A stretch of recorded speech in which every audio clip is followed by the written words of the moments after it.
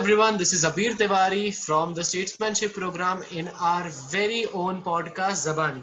Zabaani, which is an audio visual podcast event where we plan to showcase atypical topics in an unconventional manner. Now, today we have Mehul Joshi and Yashika Singla with us, our very own team members, to discuss and ponder about our topic of mainstream media consumption and content consumption in the audience. Now, before starting, I would like Yashika and Mehul to introduce yourselves. Mehul. Hi, I'm Mehul Joshi. I'm the member of the content development team of the Statesmanship program. I'm first year student at Jai Hind College, Mumbai. Hello, I'm Yashika Singla. I am a content writer at Statesmanship program and I'm a 12th grader from Side School, Ahmedabad. Lovely. Okay, so like since all of them have some of their glorious achievements and they have talked about what department they work on, I feel that even I should introduce a bit more about myself. So this is your operator Abir Tiwari, editorial board, the Statesmanship program and in the content development team. Now, without just going ahead, without wasting any more of time, let's just get to our topic real quick. Now, like since we are talking about media consumption and everything, so I would like the audience to know that in this particular time frame, the world where we live in, there are times where the people are very much, in my opinion, that people are driven towards suspense, masala and thriller opinions and not what actually the factual news is or what the actual news are, like the conspiracy theories and everything. That's something that I believe in. And Yashika, what are your views on this particular thing? I personally believe that normal human psychology, it craves for ambiguity. We want the scope to judge people, to form our own perspective, to anticipate what happens. So when we talk about very factual news such as rising tax rates or anything, that is not something which intrigues us because we do not have the scope to ponder upon what might be, what should be and what can be. So I personally believe that one main reason subjective news is more popular than objective news is because human mind is conditioned in a way that it is always very curious about what the future and the past holds for it. So yeah, that's pretty much from my side. Right. I mean, I totally agree with you when you're talking about the human psychology and everything. I remember and actually Mehul has been in the executive board member with me in some MUN as well.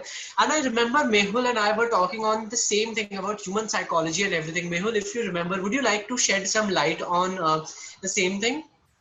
Sure. So I think I completely agree with Yashika here that there's this scope of ambiguity, a thrill that they generate, that people in the monotonous life that they live, it's easier for them and it gives them thrill to make assumptions about other people, to the basic news that they're consuming. When you start making it more interesting, there's more viewership from people as well. And I think as the Indian society, we've seen that it's a tried and tested method that you invoke drama in anything and there will be more viewership for you.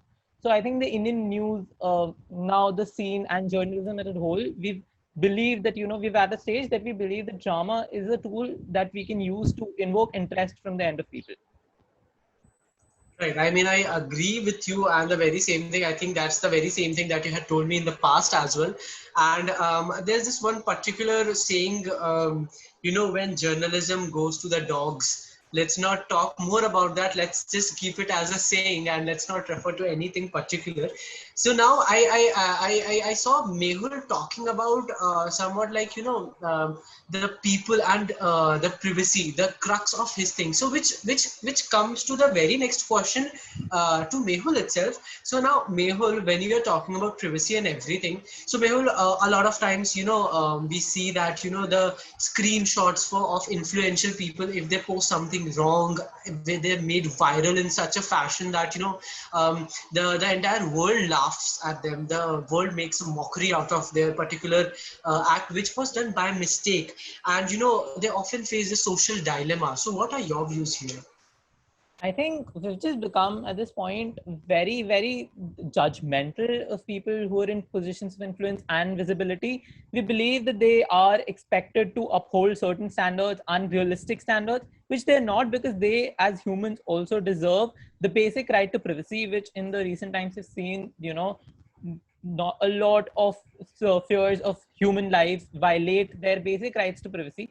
So I think this glorification, and more than that, this fact that that they should have the right to live a life, a personal life, that they shouldn't be hounded by these photographers, these journalists. That is something I think we should make sure that from our end, as consumers of these sources of media, that we make sure that we are urging these creators to maintain privacy for our for our celebrities as well. That's Right. something. I mean, yeah, that's a very firm belief that at the end of the day, indeed, yes. I mean, they are celebrities, but at the end of the day, they are human beings as such. Now, when we're talking about influential people and everything, I certainly know that Yashika possesses some, liking for influential people and serials and everything. Yashika, what are your views on, celebrities, indeed celebrities, but yet at the end of the day, being human beings? So yes, I mean, just because you're a public figure does not makes us the judge of fact whether they deserve privacy or not. It's not just about influencers.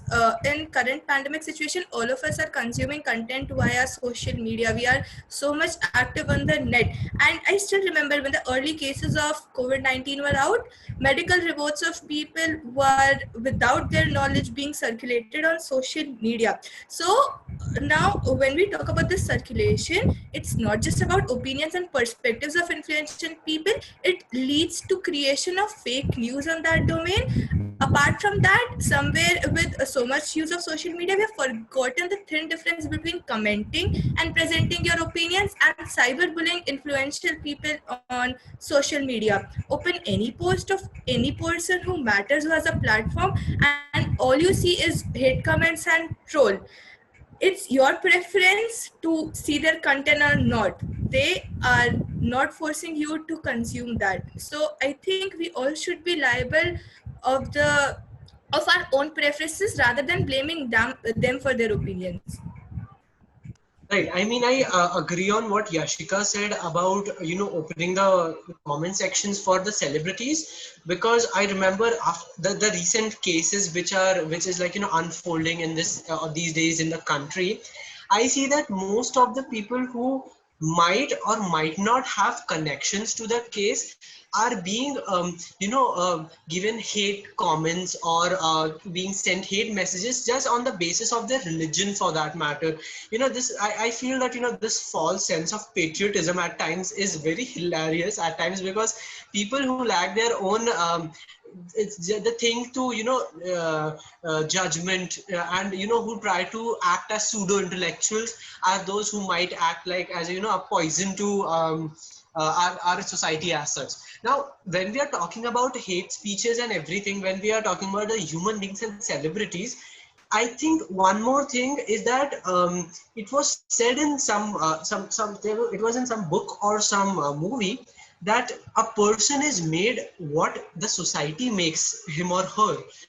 Okay, so my next question would be revolving around the very same thing, that since we are talking about how human beings they are, can you shed light on, Mehul, can you shed light on the fact that how they are glorified on what they are or what their previous professions were, whereas the people who actually deserve the glory or the glorification were totally absent from their comment section or from their mentions, for that matter?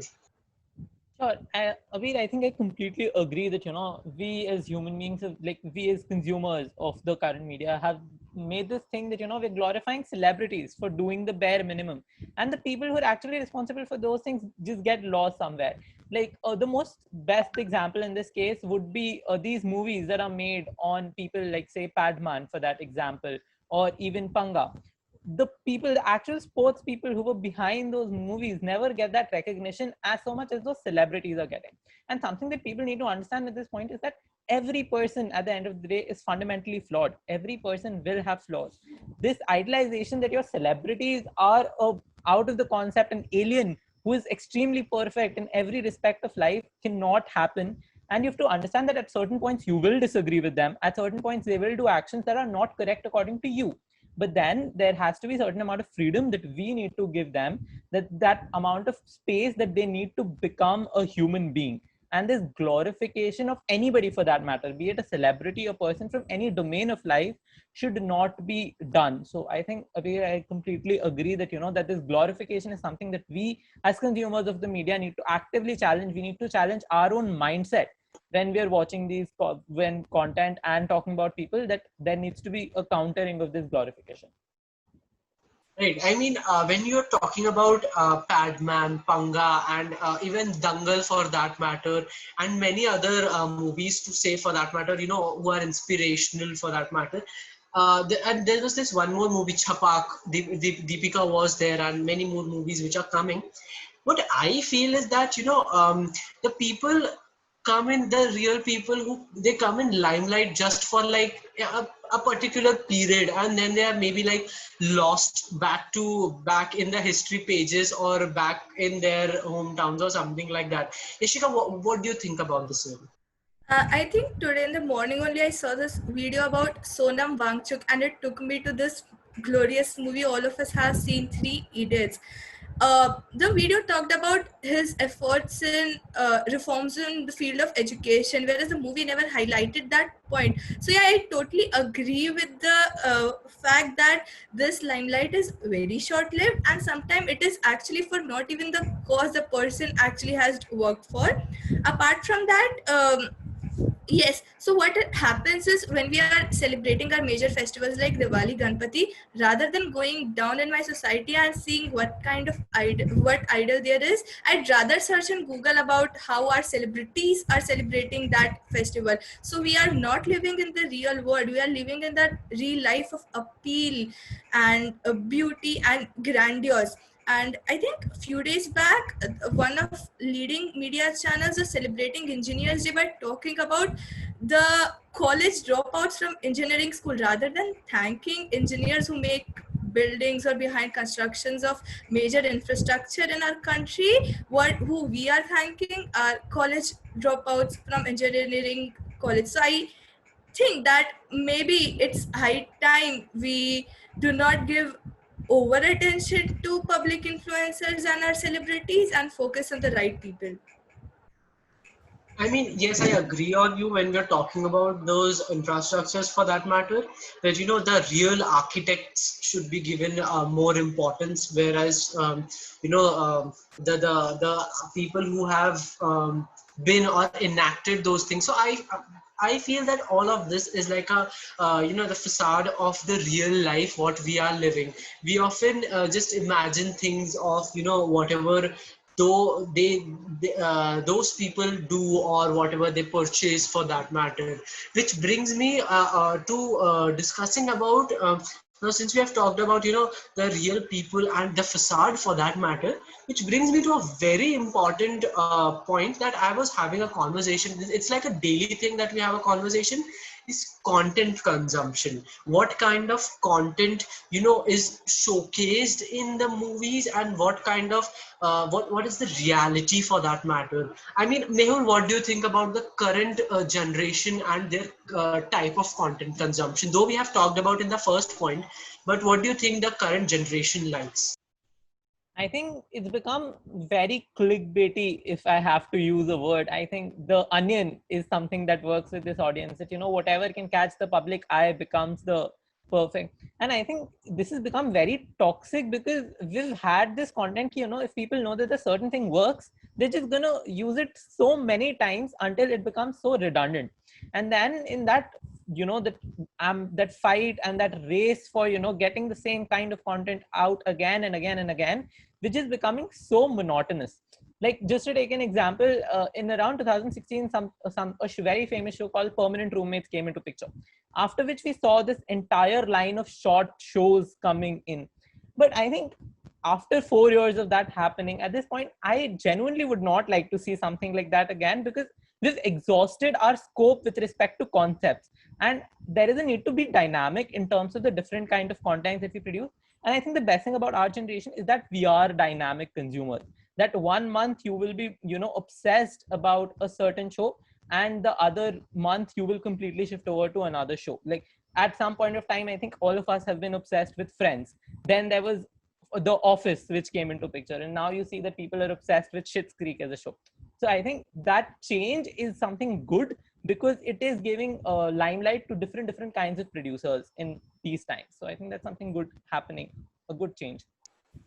I mean, I do agree with you where the current, as we have already talked about it, that how the current generation completely defenestrates the factual thing about it, or like the real thing about it, and what they want is bada gadi and hotshot protagonist and actress and everything, one villain fight and everything. So this is something that we should focus upon, and Yashika being one of the important person that I have conversation with her every day on some new movie which comes in. So Yashika, what are your views on the very same thing that I just talked about the defenestration of the factual theories? So, I mean, given the fact we are a content consuming audience, I believe we have been given more power than we are responsible for. We are okay. To be very frank, I can term the current audience as sentimental fool. We base our preferences on peer pressure, on suggestions through social media, on critics, etc. And apart from the fact, in current domain, we just saw that people went around disliking trailers of movies just because it featured star kids, and everyone in the current Indian industry is going against nepotism. So when we talk about content consumption, we can divide it into movies and serials. Now, particularly as someone who watches Indian TV dramas, I can assure everyone that no one in those serials ever goes to work, yet they have these big grand houses, and they give false hopes to the youngsters about what future holds them. And apart from the youngsters, even for our older generation, they want to imitate the kind of fashion they have, the jewelry they have, the grandiose of their celebrations of mere events such as maybe an anniversary or the birthday. It actually guides our preferences, not just about the content but also in our real life. So it is the real affecting the real, which at times can get very toxic. And but yes, it has its positives. So when we are talking about movies and series, they do take up issue in a very layman foundation, so as to get the audience connected with them. But at the same time, I think somewhere down the line it is very much influential, and at the same and very fictional. And also, not to forget the fact in consumption that currently we have our production houses and directors who focus on looks. So sometimes it happens I'm casually watching a movie and I completely forget the lesson the movie is trying to tell me, and my focus is on how good the actor is looking. So yes, our focuses are not actually on the topic it should be. We are Right. very I mean, fickle-minded people. I totally agree with you, and especially now since we have switched on to Indian TV serials, like you have got like a very strong point in there. Like two things, like of what I feel is that whenever we watch Indian serials, so first of all, the trend these days with the generation of today is that, अरे Indian serials कौन देखता है? I mean, they are काफी underrated. Right, like कौन ही देखता होगा, like to and they attach several stereotypes to it as well. Now we'll talk about the stereotypes in some time, but I actually feel the very same way where you're talking, where Yashika was talking about how it guides it, but I have like a very strong word for it. Rather than guiding, I would say that at times when you're talking about Indian serial, they dictate our choice, the way we behave, the way we celebrate. I mean, I remember my relatives having a conversation, not just on anniversary, as you talked about, कि like यार अपन anniversary मनाएंगे ना तो साथ निभाना साथिया में जैसे करेंगे ना वैसे ही करना है. I mean, you get that point, okay? या अगर कहीं साड़ी लेने जाना है या कुछ शॉपिंग करने जाना है तो दे आर लाइक कि वो कोकिला बेन ने वो पहना था तो ये उसने कोमोलिका ने वो पहना था वैसी साड़ी चाहिए. So that's something that I believe in. And Mehul being one of the person, I need his opinion here, who does not watch Indian serials and who is, alien to the fact of the, the grandeur of the Indian serials. Mehul, what do you think? Okay, so I think so I have been a very big watcher of these shows. Initially, very late, like for the last 4 5 years, I've not been watching them. So I think the points that Yashika put forward are very right. I think around 2000s, when Ekta Kapoor, as a person who's very influential in the circuit, the serial circuit. So I think when she came out with the shows, we saw this entire like a market for a new kind of content coming into place, while at the same time, I think so many years down the line, I think we propagated a lot of things that were very toxic. For example, fights between mother-in-laws and daughter-in-laws, something, I think, pitching women against each other, that as a concept, the fact that men in the house don't need to work, that they just wear suits and they go out of the door, and then some imaginary way money comes in. I think that's something that we've done over the years. But then the thing is, we have to realize that people are gradually changing their taste. That that at one point of time, serials like Saas Bhi Kabhi Bahu Thi, Kumkum used to be what we as kids have also watched. And shows like Big Boss still remain something that no matter how much people cringe about them, people still watch those shows. But I think recently there has been a lot of shift in this entire paradigm. We've seen things like the entire market for online web series coming into play. People like Ekta Kapoor, who have been predominantly running the TV serials, shifting to this medium with bringing something like an alt Balaji, which like, for example, if you see the web series, something like a Family Man or something like, say, this thing, Mirzapur, wouldn't be something that our parents would like to watch, given the political nature of those shows, the language used in those shows, and a lot of other things.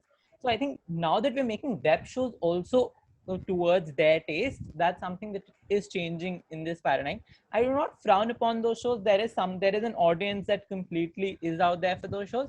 It's important that we recognize that there are flaws in every kind of content that we're consuming, and that despite that, we need to actively recognize these flaws, call out these flaws, that that this is a problem that we have at hand. And I think baki whatever everybody likes to watch is something they like to watch, but it's important that we're mindful of what we're watching.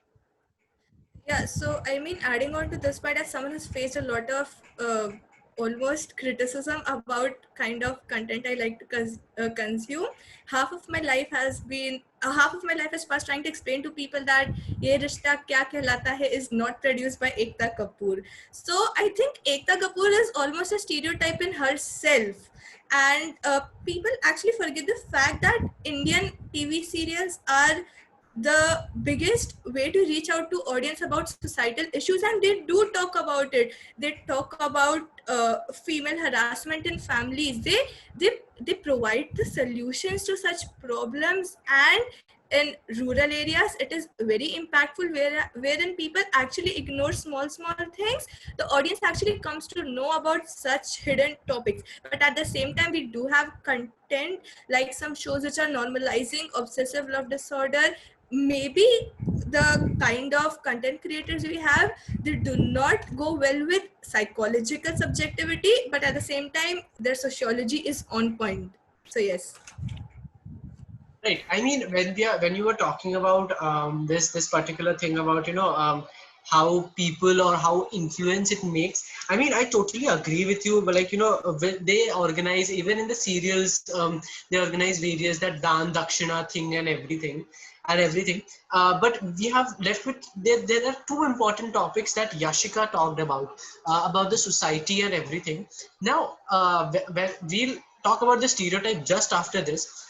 What I want you all to ponder upon and tell our audience is the fact that since we are Indians after all, so how do you think has been a shift from, you know, the way we celebrate our festivities in real life, and how it has changed after watching these serials? Take the example of the festival of Gangor jo hota hai, like, you know, from Rajasthan.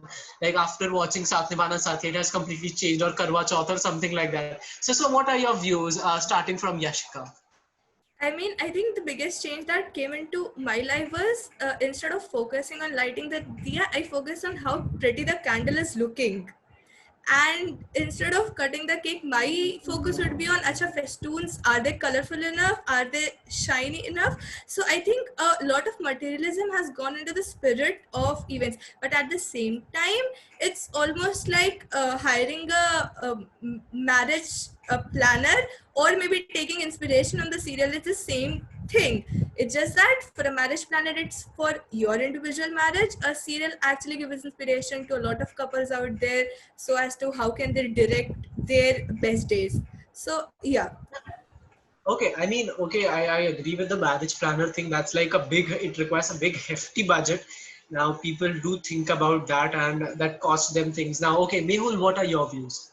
I think Yashika brought up a very, very important thing that needs to be talked about. That is consumerism and capitalism, how we're entering, we're so consumeristic in our choices now. Now, I think when you're talking about festivals, something like a Karwa Chauth, which is so reserved to Punjabis and North Indians, has now become a pan-Indian festival because of shows like the initial shows which we had in the 2000s, making them at such grandeur that people started believing that, okay, this is also an option. And at this point, I think we've just deviated so much from our own cultural beliefs more than to what is shown on those shows and how it works out. And we've created this market for this entire consumeristic thing. Humne dekha hai ki we've seen that in this show, this festival was celebrated in a certain manner. So now you would see the shops also selling it in that manner, referencing those shows, telling you that, okay, see, in this show, this was brought up this way. So, you can buy this. So which is good in a matter, because it is boosting up your economy. There is a good side to that, but I think we need to actively recognize that there is consumerism that we are promoting from our end. I mean, that's more like having like, or hiring a star for your product, what we call, right? Like star campaigner in elections. It's more like hiring a star campaigner for your products. Now, since we have talked about, the things, now it is important for us to talk about stereotypes and Indian serials or Indian movies for that matter. Now, Yashika was talking about how Ekta Kapoor is a stereotype in itself. I mean, I remember, like, since I have like a taste for Indian serials. I mean, I adore Indian serials. I love the conspiracy theories and everything. I do love. So many times people just call me that, how much of an Ekta Kapoor are you? I mean, I always replied like a very positive fashion that 110%. But we cannot ignore the stereotypes and prejudices attached to those things. So now, when we talk about stereotypes, I often wonder about, I myself am an open bisexual person. So it concerns me at times about the representation of the LGBTQ plus community in the Bollywood or in the Indian society, and in the Hollywood, where they are given the more screen time than as compared to the Indian media, or the Indian the serials and everything. So what are your views, Mehul, starting from you? I think there's something very beautifully brought up by you about stereotypes, and I think that's what we run upon. That I think this hatred, a lot of this hatred is very misfound in this entire Ekta Kapoor stereotype, but I think a lot of it is also because of actively recognizing that those shows have also perpetuated a lot of misogyny in the society. This entire thing, saas bahu kabhi behne friends nahi ho sakte, that that the bahus of the house have to fight among each other. That misogyny stems from there. When you talk about the LGBTQ plus community, there is this society so homophobic that our films, our shows have used them as characters of comedy. There has been comedy at behest of them. We have seen people like Chunky Pandey who've been, although not from the community, somehow made to trick into that idea that they're from the community, and then there is comedy at their sense. And I think it's so that is something that we need to recognize, that that this is happening. But I think it is a little positive that now we're seeing a lot of change in this respect, that one show that is very close to my heart is Amazon Prime Video's Made in Heaven, wherein it has been so beautifully brought out how the community itself has so many challenges that people cannot openly express themselves, that there is a fear of violence, there is a fear of societal ostracization. And I think that is something that we need. Talking about Hollywood, as Abir brought up, that we have seen them from very initial years bringing it up, but I think it's a little unfair to compare ourselves with them, because they relatively are a more progressive society than us. But I think we can always learn from them. People in the West very soon recognize that shows like Friends were very homophobic in a lot of respects, be it Chandler's dad, or be it how they talked about Ross's ex-wife. They were very homophobic, and they have been very quick to bring up like shows like Killing Eve, or be it so many shows that we have from the West. And I think that is something that we as a society need to work upon in our tastes and in the shows that we watch. I mean, when we are talking about that, I remember there was this one Netflix series, if I'm not mistaken, where in the first season everyone was normal. I mean, I'll not say normal, sorry, normal would be a very wrong word. Uh, uh, they were they were not homosexual, they are not from the community, but in the second season it turns out that most of them are homosexual in nature. Well, that's something which is good. I mean, even in the Indian movies, I remember a few movies which the people have been accepting. Like one movie was done by Sonam Kapoor, एक लड़की को देखा तो ऐसा लगा, followed by शुभ मंगल ज़्यादा सावधान, which was like something like a lash or a promotion to the LGBT community. So now Mehul has talked about more towards that. Yashika, what do you think about the LGBTQ? How are they represented as a comic character or something like that in Indian serials? Okay, so first I'll talk about the fact I'm a big Shah Rukh Khan fan. So my every weekly ritual is watching Kal Ho Na Ho at least once. Now, when I watch movies like Kal Ho Na Ho or Dostana, or for that matter, even Raja Hindustani, the kind of representation given to the community is as comic relief. And even in our old movies, there's a very general stereotype done that the brothel owners are often shown as transgender people, which actually leads to a lot of misinformation and misrepresentation of the community. We had great movies like Aligarh, which received backlash from the public, even though they were on the right topics. Now, apart from that, talking about serials, Indian serials actually do not talk much about homosexuality, given it is a very new concept to the kind of audience they are trying to cater. But then still, there are some shows, like there is this really great show called Shakti Astitva Ke Ehsaas Ki, which actually talks about generations and their own struggles with their identity of being a transgender, and how they are normal human beings and not some alien concept. But yes, I think Indian serials have a lot of scope to actually work upon this topic, because given the fact adequate representation has not been given in that area. But for Indian movies, there is representation, but the representation is most of the times misrepresentation. I mean, I agree to your points as well, where we are talking about, how even it's Shakti Astitva Ka Ehsaas Ki, where they talk about the Kinnar community as a whole and how the Indian serials totally divert themselves from the homosexual community. But that's the truth, and I think change is something which happens at a gradual pace. It's not an overnight process. So now, having said that, I think that we have had like a very fruitful conversation and discussion about the set topics from our team. So if you wish to sum up these things, this particular conversation, Mehul, how would you sum this conversation in very short or brief? I think there is a lot of agreement about the fact that the status quo isn't right, that there is a need for radical change in terms of the people who create this content, and realizing that they aren't solely responsible for the content that is going out, that we as consumers need to actively take part in this process, object to content, as Yashika brought up multiple times about how we have to recognize that we are promoting this content, we are putting out the wrong ideas, and actively counter this bias that is there so much in our society and the viewership. And I think we need to now the thing is that we have, as individual consumers, we do not know how we can do that. So I think there is a need for expert opinion on that matter, so as to how we as consumers can promote better cinema, better shows, and how we can become more better audience. That responsibility and how we can discharge those responsibilities, we would require a more experienced person to explain us that, we need more reading into that with respect to that.